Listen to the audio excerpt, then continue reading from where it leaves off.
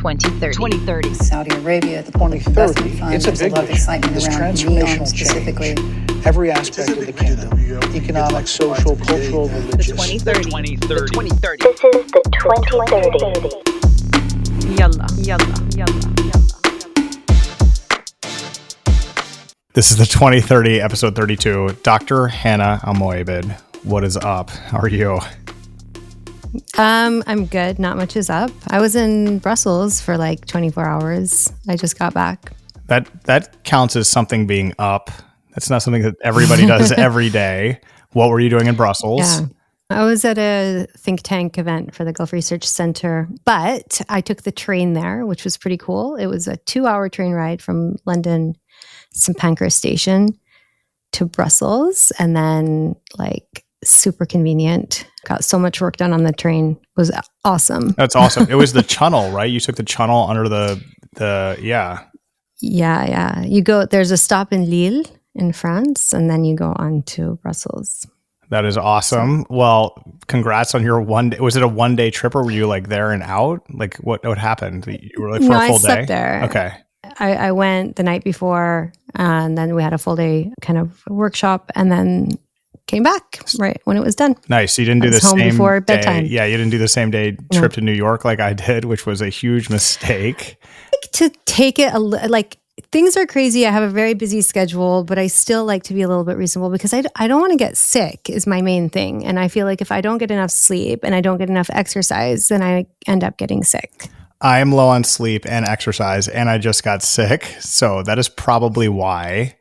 Anyway, but I'm better. If you can hear thank you. My voice sounds better. It sounded really bad last episode. I'm very sorry for everybody who had to hear that in their dumb phones. That probably was not pleasant, but it's back kind of, like 90% back. This week, we're going to be talking about women employment in Saudi Arabia, a deep dive led by my co-host, Dr. Hanaa. Stoked for this. I understand it started from a Capsark study, which claimed that the integration of Saudi women into the labor market has been the largest employment story of the 21st century in the kingdom, and went from there. So I'm very stoked to hear that from you, Dr. Hanaa, in a second. Feedback on our recent conversation and interview with Iyad Aldalooj, which was really, really good. Very much enjoyed it. This is from Dennis. Very insightful, Iyad. Loved the fact that you grew up in the castle. That was my favorite part of the interview, too, of many favorite parts. Now curious to see the photos of this place. I was unable to actually edit those in at that time, but maybe we'll share a link to them.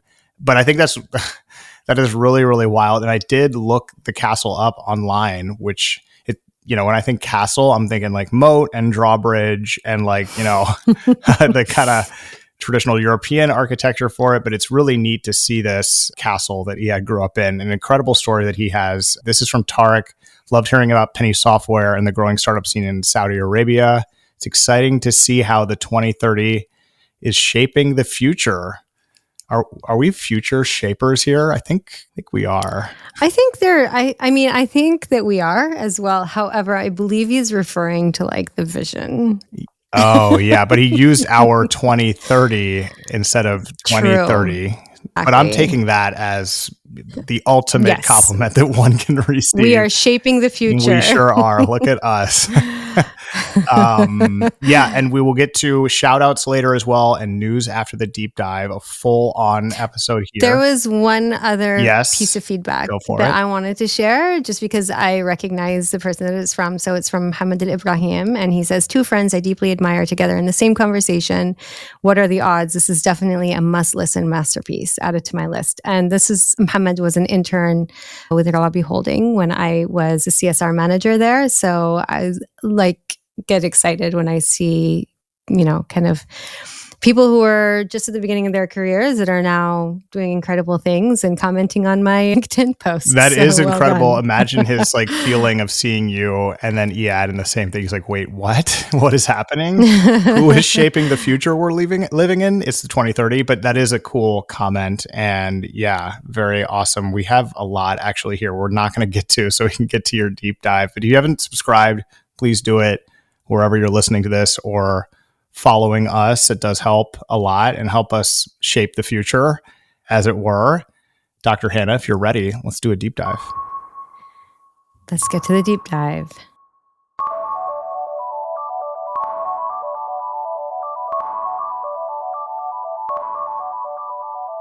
So, as you mentioned, Lucien, I was reading this article that was recently published by Capsarc, and I started thinking about just how much research I do on women. And it's a story that I believe I've told multiple times, but I don't really think is told enough times.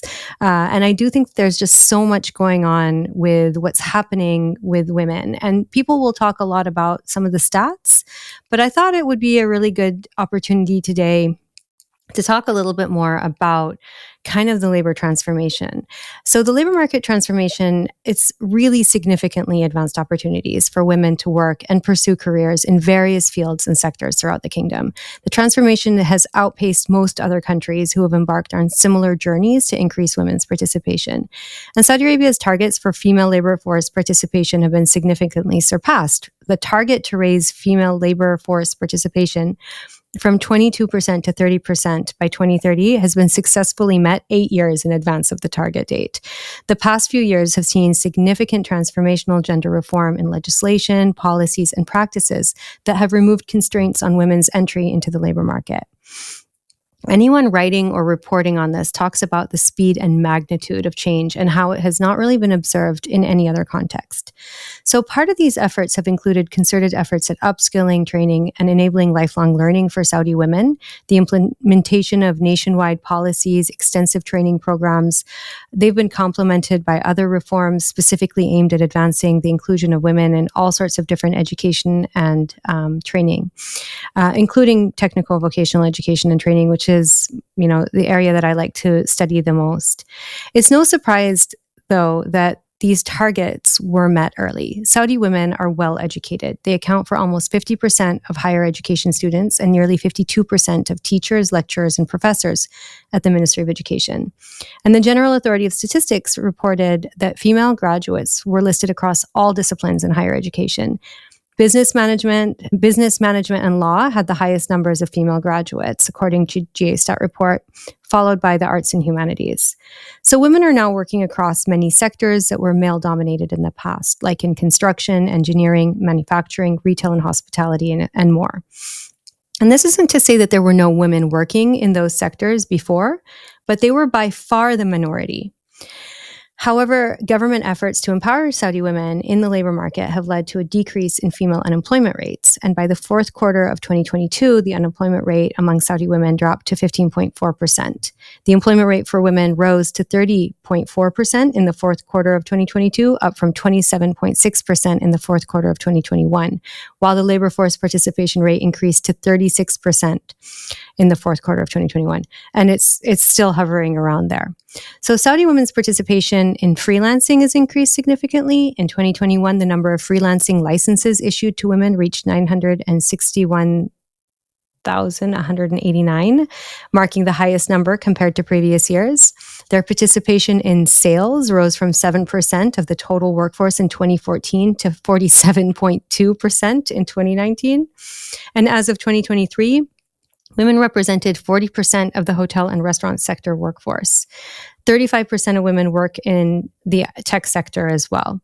And this is very important, not just because we want women to be working, and it's not just a social justice issue, but a World Bank report titled Unlocking Opportunities, Empowering Women in the Technical Vocational Education and Training in Saudi Arabia highlights how investing in gender equity initiatives is estimated to contribute to an increase in gross domestic product per capita,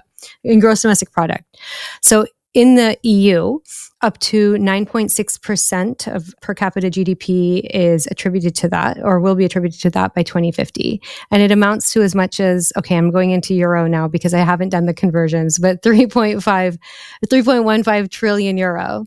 In fact, a recent estimation of economic growth in the gender employment gap is fully closed by 2050, which shows that the Middle East and North Africa countries could have an average increase in GDP per capita of around 31%. For Saudi Arabia, this figure could be over 40%. This is according to this World Bank report. The report reminds us, however, that gender-related reforms in Saudi Arabia prioritized in the vision aim to create a more inclusive and equitable society by empowering Saudi women. But this can only happen when there is a clear understanding of gender inequities, how they manifest at different educational levels and in the workplace, and which interventions could work to change the status quo. And I think this is the most important transitional kind of statement that I'm going to make, because I do want to, again, I had to go and do that research and pull out those figures to talk a little bit about what the CAPSARC report was saying. And I think it's really important to think about the fact that the manifestation of gender inequity is important, and it's the stage at which we're at now in the Saudi kind of labor market that we need to be focusing on. We don't need to be pulling women into these sectors the way we needed to in the past. They're there now. So how can we make it an equitable space for them? This is the biggest question. In 2019, the Saudi Arabian Human Rights Commission published a report revealing a significant wage gap between men and women in the country. The report indicates that women in Saudi Arabia earn only 56% of what men earn, with every 1 Saudi riyal earned by a man equating to a mere 0.56 riyals for women. And according to a report by the Ministry of Human Resources and Social Development, the gender pay gap now has decreased by 7%, or did, between 2019 and 21. Furthermore, in 2021, Saudi Arabia climbed 10 ranks in the global ranking of the gender pay gap by the World Economic Forum and advanced 12 ranks in terms of female participation in the workforce. So that it's improving, but there still is a gap. And according to Global Business Outlook, based on official reports, Akal and Saudi Gazette, conducted some monitoring, which revealed that 295,846 Saudi men were employed in the public sector, with a total monthly salary of around 4.16 billion. But there are only 127,575 women employed by the government, and their combined compensation comes to 1.64 billion. Saudi women employed in the public sector made approximately 12,872 riyals compared to the average income of 14,053 for men. The number of Saudi workers in the private sector is estimated to be 1.35 million, and their combined incomes of worth are 12.05 billion, translating into an average salary of almost 8,953 riyals. The monitoring found that there were 927,624 Saudi women employed in the private sector, earning a total compensation of 4.98 billion riyals, which means the average wage of a female employee in the private sector was 5,373 riyals. And talking about addressing the pay gap in the Saudi economy, the kingdom launched the Human Capability Development Program, and it is within that ambitious economic diversification Vision 2030 agenda. In January 2023, the global report on the gender gap issued by the World Economic Forum showed that Saudi Arabia advanced 10 places in the index of equal wages for similar work for both genders. And Saudi achieved 16th place worldwide and 12th place in terms of the percentage of women's participation in the labor force. It jumped 22 ranks in the Employee Training Index to achieve 14th place globally and 12 ranks in vocational training to occupy the 9th rank in this indicator. So the CAPSARC report, called Green Jobs and the Saudi Gender Wage Gap, Explained and Unexplained, unpacked this further by examining the gender wage gap specifically in terms of green jobs, which is seen as a potential area of growth for both men and women. Because less women are working in these new green jobs, the assumption in the CAPSARC report is that perhaps gender-specific wage sorting can explain the widening gender wage gap, i.e. women are, or the gender wage gap, as some reports say it's narrowing, others without kind of factoring in other variables say that it's widening. But basically, the idea is that women are choosing not to work in certain fields, which brings us full circle to where we kind of started this, that women are now working in sectors that were male-dominated in the past, but are now changing the way the employment mix looks in these new fields.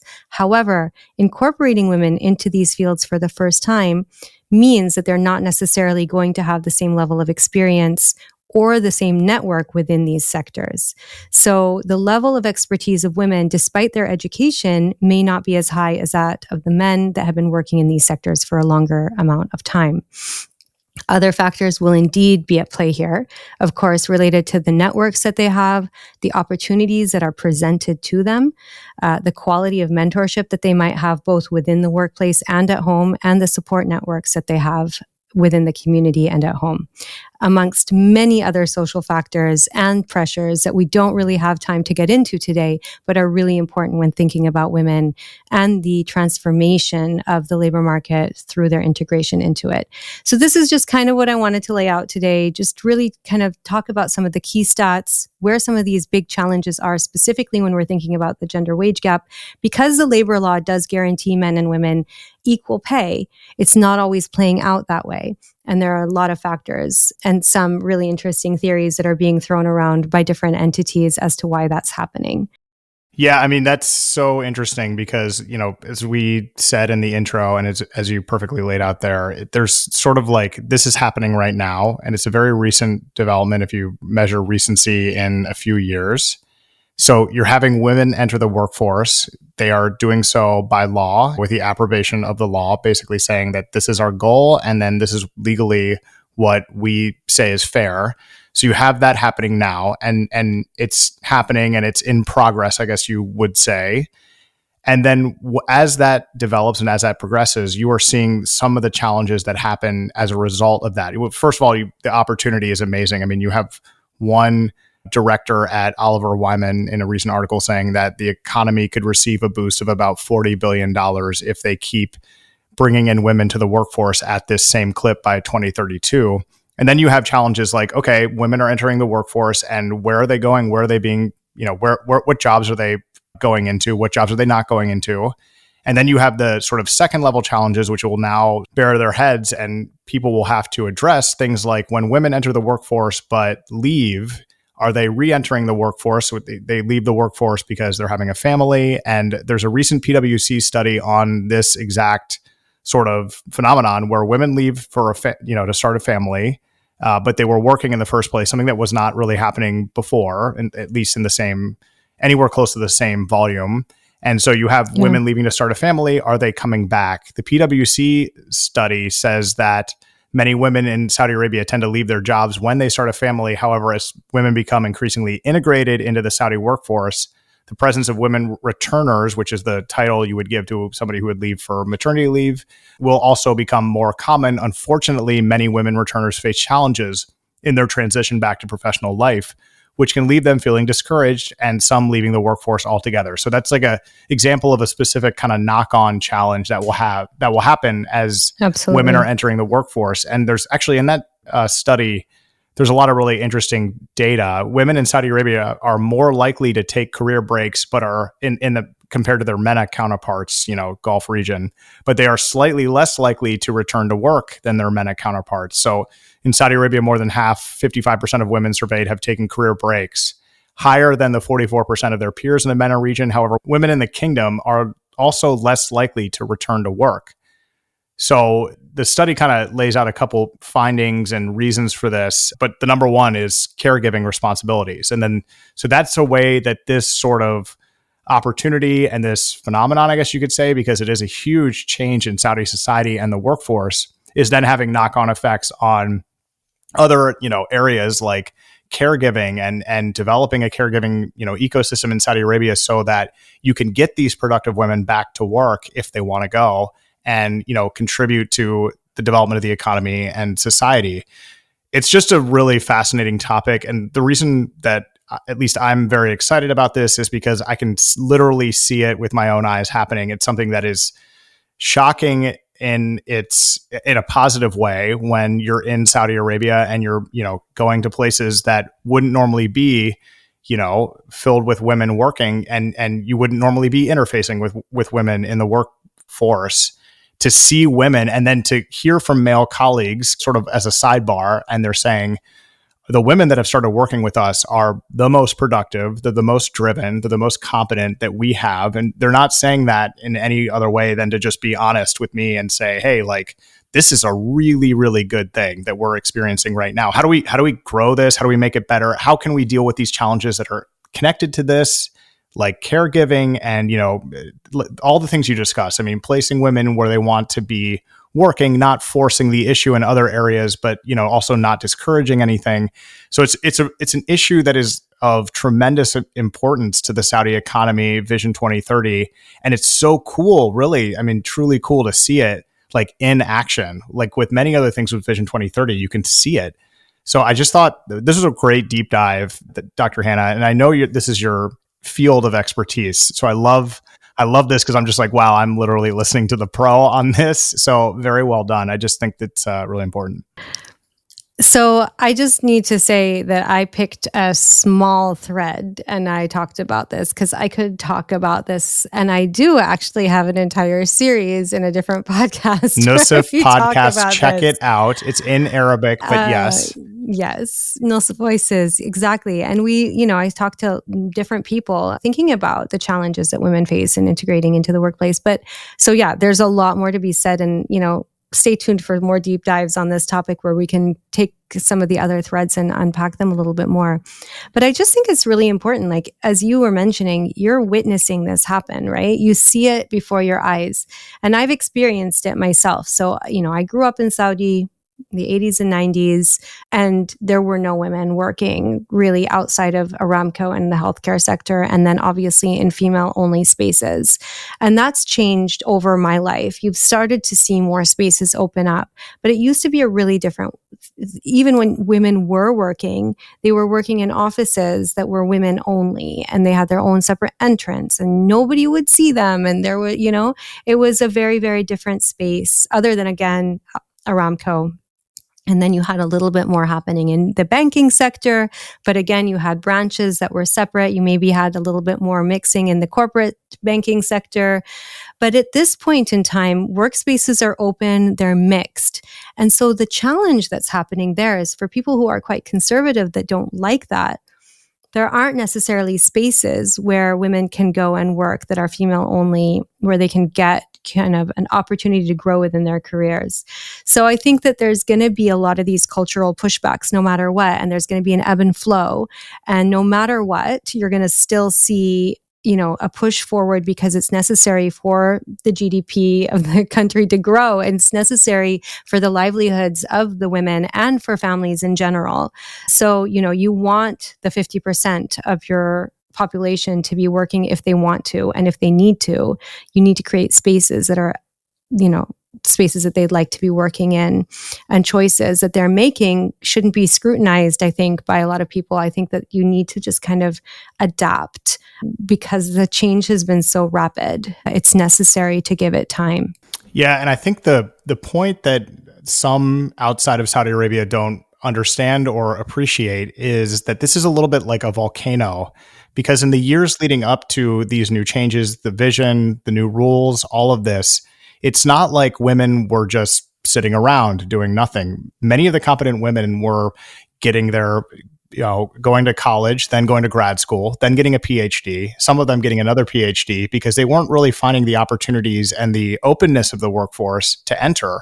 And then when you had these new rules rolled out, they were ready to go, and they were motivated, and they were highly qualified, almost in a way that their male counterparts, more so than their male counterparts.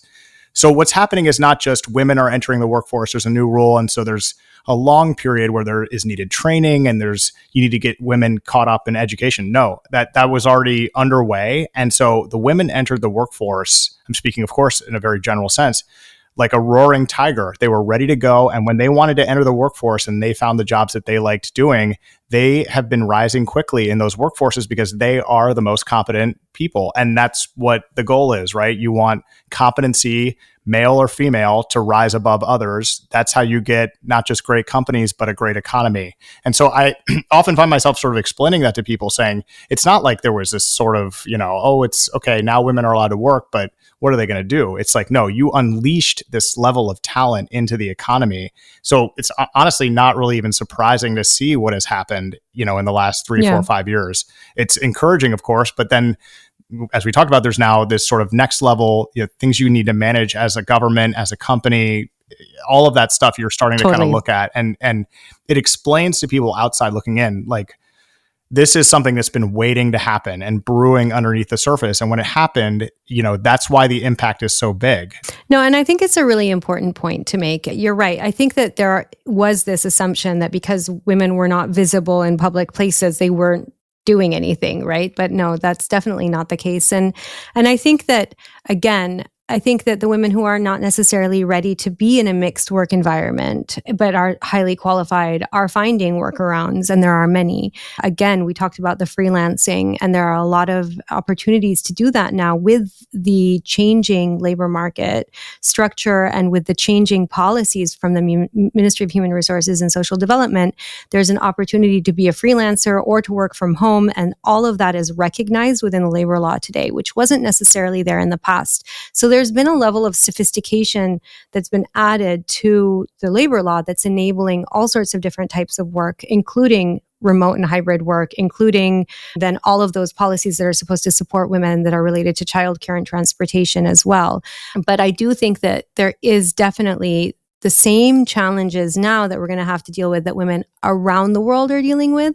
There's one of my favorite books that I like to think about. It's called Invisible Women. And it's talking specifically about how a lot of things are designed around a default male, not to be malicious, but because men were the ones that were designing it, or men were the ones that were working in those fields. And in a place like Saudi, you definitely had that default male thing happening because you didn't have women in those spaces. So just thinking about whether or not there are restrooms for women was something that, didn't cross people's minds in the past. And then you start opening up offices and women are like, I have to go to the other building because there isn't a bathroom for me here. Things like that, but also all sorts of other things that are related to, kind of caring, as you were mentioning earlier on. Even with wealthy families, the majority of care work usually is taken up by women. And so the number of hours that women work tend to be even more, and that can lead to burnout much faster. So just the idea of I work harder anyway because I have a lot more work at home when I get there. And then, and then I'm now having a baby and I'm going to have to come home and work even, more than I was already. It's really daunting. And I don't think that we talk about these things enough. And you can't go to your mom and talk to her a lot of times in Saudi because she wasn't working. So it's a different space than a lot of other contexts, but a lot of shared challenges that we now have when we start thinking about diversity, inclusion, and policies that are related to just kind of day-to-day human resource management. So I think that we have a lot of conversations to have. We sure do. And I don't know if we want to end on this note necessarily, but it's sort of what makes Saudi Arabia, but one of the elements of Saudi Arabia that fascinates me is how interconnected every single issue is. There is this overarching goal. That is why the vision is so important, because it's kind of a true north for everybody. But if you talk about tourism, you have to talk about sports. If you're talking about mining, you have to talk about industry. These things are all kind of working together. If you're talking about, maternity leave and paternity leave, you need to talk about Saudi culture and the sort of cultural dynamics that existed and now exist and will exist in the future. And what will those look like? And that makes things complicated when you're changing culture at the same time as an economy. I think it's really important that both things are weighed equally. And the example you gave is such a good one. I mean, here for me, having a child means you either have, daycare or somebody to care for the child. But if two people in the house are working, it shouldn't just default to fall on the woman. And it doesn't in my house. But it's these are the types of the things that will be real issues, not just for Saudi Arabia, but for the region. And our issues here now in the United States and in Europe, there are things that we in the United States have not done right. They are learning points that can be taken and improved upon as policies on these kind of second, third, fourth level issues are being made. There is some sort of best practices and sort of learned information that you can get. And I just think that that's what makes this place very fascinating to me is it's a really interconnected place of challenges that if they are taken as a whole and taken kind of holistically, I guess you would say, you can kind of make it better for everybody. And so this is an issue that I know it's important to you, but it is very important to me as well in terms of productivity, the numbers that you said, Dr. Hanaa, and the potential value add to the economy, you do have to put that first and foremost if you're a policy maker, but you can't really get that number unless you're taking these other considerations into account. Maybe the note to end on is saying that because this is still unfolding, and as you mentioned, we can look to other parts of the world where maybe mistakes have been made and are continuing to be made, because you do have a gender pay gap everywhere in the world between men and women. You do have challenges of getting women into leadership positions wherever you go. And you do have an old boys network that is very strong everywhere. Perhaps because we're starting anew, we can try and do it right from the beginning. And we have an opportunity to be leaders within this space and thinking about what really needs to be done to incorporate women into the workforce and to be as productive and treated as equally as possible. You don't want to end on me crusading for paternity leave. I totally get it. I'm just kidding. That's important too. It's important. I'm not going to say it isn't. Thank but let's you. Get to the news. Let's get to the news.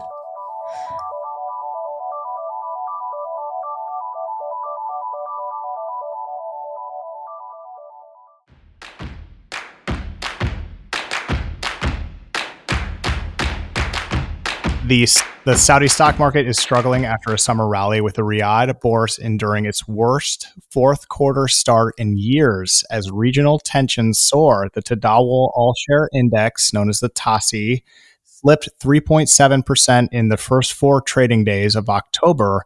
The question is whether the market can withstand a further escalation in conflict in the region and crude prices well below levels required to fund the kingdom's economic diversification plans. Ryan Lemond, is that how you say his name?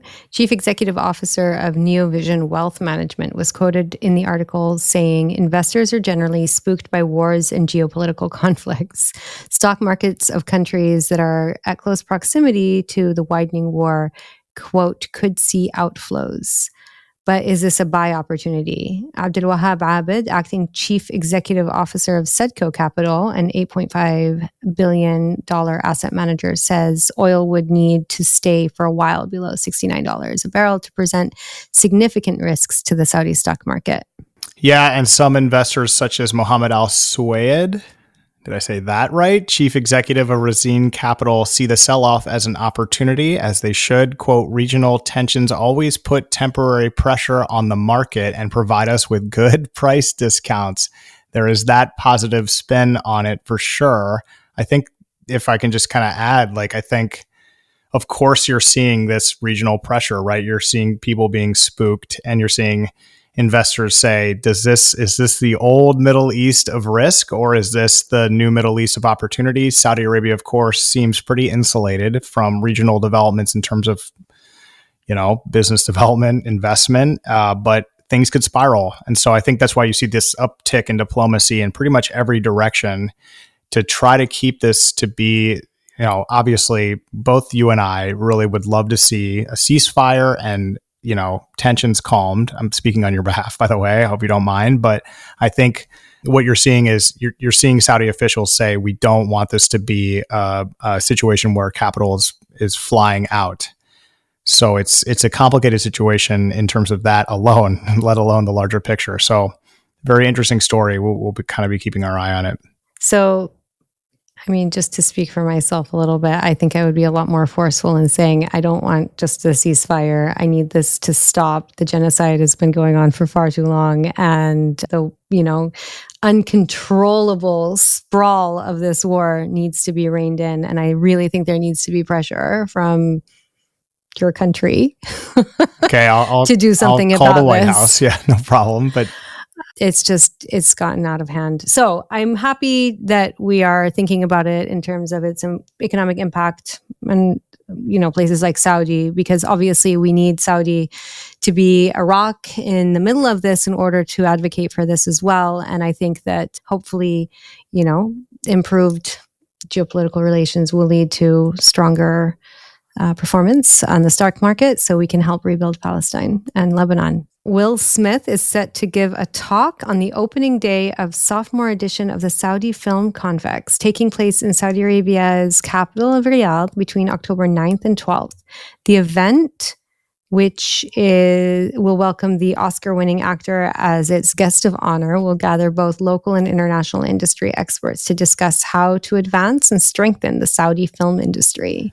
This is, you said, sophomore edition. So the second one, the Saudi Confex team announced Will Smith will, quote, share his creative visions and reflections on his career during a discussion session, providing inspiration for a new future in the film industry. It's promoted by the Saudi Film Commission, and the event is said to be aligned with the country's Vision 2030, which, of course, is a government program aimed at increasing economic, social, cultural diversification in the kingdom, and is really a catalyst for Saudi Arabia's reopening of movie theaters in 2018 following a 40-year ban. So this is sort of, we had our conversation with Abdulrahman Sendogji and really learned about how much progress has been made since 2018 and all the developments there. And so the timing of this, I know that there are several Hollywood film people going to this event. I know that directly. And I think this event, along with all the film festivals that we've seen, Red Sea, soon Riyadh and others, I think this is the ecosystem kind of, it's springtime, I guess I would say, for the ecosystem development. So it's cool. Yeah, right. And Will Smith has been visiting Saudi. I think he was there promoting his film Bad Boys Ride or Die, I think, in July. Yeah, he saw it, went to Diriyah. Yeah. Best clip, right? Didn't he? Yeah. I saw the best clip of him with a comedian playing Kimbel al-Hammam. And if you haven't seen that, you need to. But anyway, Saudi Arabia in September launched a $100 million film fund aimed at attracting investments from global film studios to help fuel the kingdom's rapid growing film industry. And attracting global talent like Will Smith, I think, is, just one of the efforts that are being made to really accelerate the progress and the local kind of talent and engagement with this sector. We did either a deep dive or a news item on that film fund somewhat recently, so go check that out on our YouTube page. We talk a bit more about our views of the film ecosystem developing. And of course, if you haven't watched it or listened to it yet, the conversation with Abdulrahman Sendogji is really good, and he's the man. So that is a good one as well if you want more on this topic. Saudi Arabia is preparing to make a multi-billion-dollar bet on hydrogen and will launch a new company to produce the much-hyped low-carbon fuel, according to people familiar with the matter who spoke with Bloomberg. The kingdom's sovereign wealth fund, chaired by His Royal Highness the Crown Prince, has created a company called Energy Solutions Company to finance the so-called green hydrogen power production, the people said to Bloomberg, asking, of course, not to be identified as the information is private.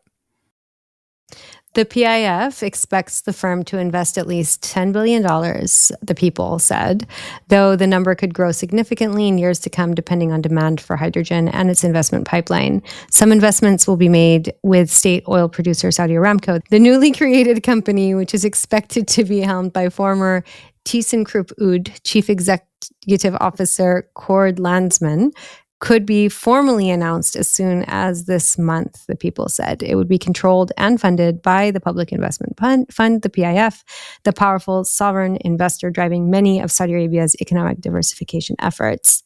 Saudi Arabia is aiming to become one of the world's biggest producers of hydrogen, a fuel which burns without releasing carbon, as it looks to reduce its reliance on oil sales while remaining a global energy supplier. What's really interesting about the pronunciation of ThyssenKrupp Oud is that I looked it up. I was like, is it ThyssenKrupp Oud? And I Googled it. And the first thing that comes up is a video of a woman saying ThyssenKrupp Oud. And it has like 30,000 views. So this is a challenge that many people have. It's literally a 20-second video. Meanwhile, the PIF issued $8.5 billion in green bonds in 2022 and 2023, becoming the first sovereign wealth fund to issue that class of bond. Of that figure, $5.2 billion has been allocated to projects as of June 2024. Wow, up from $1.3 billion in June the previous year. So yeah, there's a lot happening in the green hydrogen space for sure in Saudi Arabia. They are going all in. I think it's Afrikaans, isn't it? ThyssenKrupp Oud. Is it? I think it is. Yeah, it's like Dutch, but not. So I think that's probably why there's some extra letters in there. It's like Dutch, but not. Okay. That's funny. Okay. Saudi Arabia has consolidated its branding push with Atlético Madrid by paying for naming rights to the Spanish club stadium for the next 9 years. Atlético, which has been sponsored by Saudi state-owned Riyadh Air since last season, said Wednesday that its Metropolitano Stadium would be known as the Riyadh Air Metropolitano henceforth until 2033. It's the third naming rights deal for Metropolitano, which was first called the Wanda Metropolitano after a deal with the Chinese real estate group when it opened in 2017. Then in 2022, the venue became the Civitas Metropolitano after the agreement reached, no, it would be Civitas, wouldn't it? The agreement was reached with the Spanish real estate developer, and the stadium was built to replace the outdated Vicente Calderon. I'm so glad you did that. I would have really struggled with all of those words. Move over China. Saudi is moving in until 2032. Atletico did not say how much it was receiving for the new agreement, quote, which makes the Saudi Arabian company the most important sponsor in the club's history. I bet the deal for shirt sponsorship from 2023 to 2027 was already worth a reported 40 million euros, which is 44 million greenbacks a season to the club. Quote, the final installation of the new name of the stadium on the main northeast and southeast facades will take place in the next few weeks. Saudi Arabia is all but confirmed, of course, to host the World Cup in 2034. So this is a little bit of the angle for Saudi Arabia on this matter. I have seen some figures that I shared with you privately, Hanaa. I don't think we should say them because I don't know if they're true. This was like a LinkedIn post, but I'm seeing some numbers on this deal that are well north of the $44 million already reported just for the shirt sponsorship. So yeah, this is, I mean, and you know, if it's Riyadh Air, we've talked a lot about Riyadh Air. They're launching, I believe, next year. So they're not even an airline in the market yet. So it's interesting. I mean, and so that this indicates, number one, that they're really targeting the European market as maybe it's, not necessarily above other markets, but like that's the market they see as most effectively conveying their brand and establishing their brand. So it's just as interesting. You don't get a lot of deals for not yet launched airlines for soccer clubs. So that's kind of novel, in my opinion. Very cool. So I live very close to the Emirates Stadium, and that's also influenced kind of not which airline I fly, but which sports team I support. Does it? In positive or negative? Oh, of course. Like, what do you mean? No, I mean, we moved to the Arsenal neighborhood, which is near the Emirates Stadium. So I don't really care about Emirates, but I'm sure that it influences the way some people think about the airline. I know it's a really nice airline to fly. I love it. Yeah, it's the best. It's like my favorite. Yeah. Interesting. I didn't know that was that a choice? Like that affected your decision in home purchase, or were you just like, no? Okay. No, I wanted to live in this neighborhood because I was familiar with it, but then I didn't support any football teams, and neither did really Aziz. And then we had kids that went to a local school, so instantly they became Arsenal fans. They brought it into the house. I love that. Yeah, I mean, it's everywhere now. If you thought you were going to escape this episode to our listeners without having us talk sports, you were sorely mistaken. And I don't feel sorry at all. That's not really a sports discussion. It's more of a discussion of branding and Riyadh Air. But yeah. It is branding. It's branding. Yeah. But my brother was telling me, he was like, why do you talk about sports so much? Do you even like sports? I was like, not really. It must be my co-host. But here, I'm the one that brought it up, right? Right. But I mean, like sports are such a huge part of the vision. You can't ignore it, even if you want to. Absolutely. You get the World Cup coming. Yeah. Let's, stay open to it. Anyway, Dr. Hanaa, let's get to shout outs.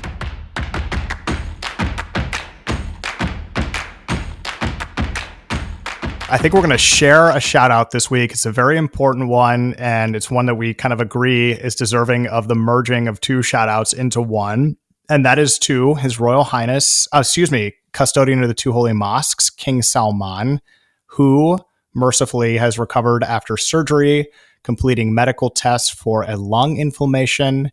The state news agency, Saudi press agency, said, citing the royal court, the royal court said that the 88-year-old monarch and father of His Royal Highness, the Crown Prince, Mohammed bin Salman, of course, would undergo medical tests for a lung inflammation. And it appears that that has been successful. He is recovering now, and he obviously is the king of Saudi Arabia, and we wish him very well. And there was an outpouring of support for the custodian of the two holy mosques on social media, pretty much everywhere. He is beloved across Saudi Arabia, as he should be. And it was really nice to see that. And I think if we can combine the forces of our shout outs and wish him well as well here, I feel like that's kind of cool for us to do. Yeah, I think that's definitely the shout out for this episode, and just wishing him well for sure. And good to hear the news that he's out and doing well. Yeah, indeed. Let's put a bow on it. Dr. Hanaa, thank you so much. We will see everybody, and I will see you for episode 33. Take care. Take care.